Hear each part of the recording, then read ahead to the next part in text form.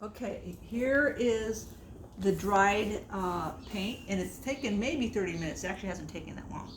So actually, I kind of like it. If you like to see a little bit of the wood grain show through or whatever, it looks pretty good. Things like that don't bother me. So if you're wanting to have a perfect look, uh, I don't necessarily always like a perfect look. So, but that's not what I was planning on doing. So for once, I'm going to try to keep my mind on one thing. And that thing right now is going to be giving it a second coat because I am going to make it solid. Even though that's kind of pretty, but. So anyways, I'm giving it a second coat, and you're going to see that this, again, is not covering it completely. I'm doing the edging and trying to make sure I don't have any thick, balled up paint on the side when I do that, because you can always sand it off and touch it up again. And so I just lowered my brush, and like when I scrape there, this thing has a plastic thing in there. If you go down too low, it hits it and it pulls off the paint, so don't push too much on it. And I do try to paint with the grain, which is the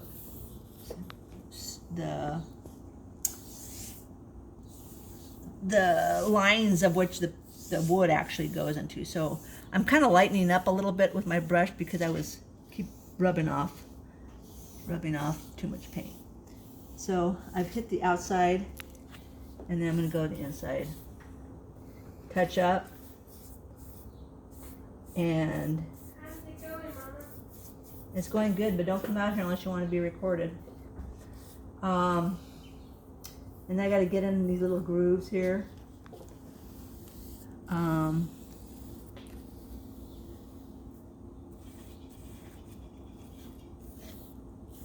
I go back and hit it again.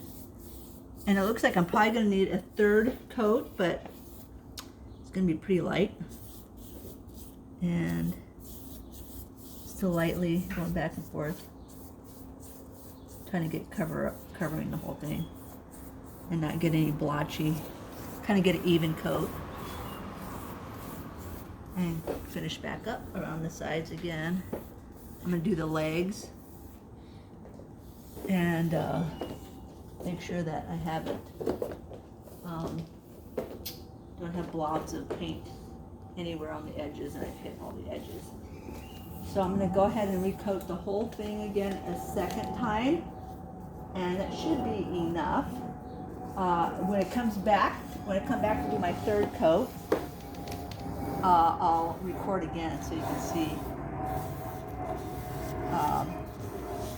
what I did. And so just for those of you who are beginners, there's always a stage where you kind of freak out, I would say. Well, maybe not always. I'm going to say for me, even for me, who I just do things and don't really worry. I get myself into things I'm not necessarily sure how it's going to turn out. But you just keep working it, and there's usually answers to every problem that you think is a disaster in the long run. There's a drip there, but that was prior. I think someone must have put a coat of varnish on this at some point because it's in a few different spots. And if you see in the background, but don't look at my junky garage because it drives me crazy. And it's on my list, my to-do list, but I bought this piece because we want to put a bookshelf in my daughter's room, and I don't really want a traditional bookshelf. So that's it here in the background, and we'll record this really quick. I'll take a break. I bought it, I've sanded it already, and as you see, they did a coat, and then they put, what do you call that, glaze on top of it, which it really looked rotten. Didn't want to tell the lady that. Doesn't have anything in it, so I'll probably put a screen or something on here, and they are shelves, and I've sanded it all that I need to, and then I'm going to paint it, and I think I'm going to paint it white, and I may actually still put a glaze on it, but that'll be for the second video. I'm just letting you see, because you probably see this in the background, you're like, oh, what should I do with that thing? So that's kind of answering that, and you'll have to come to the next video if I end up doing this longer than this table. So I'll see you all in a little bit.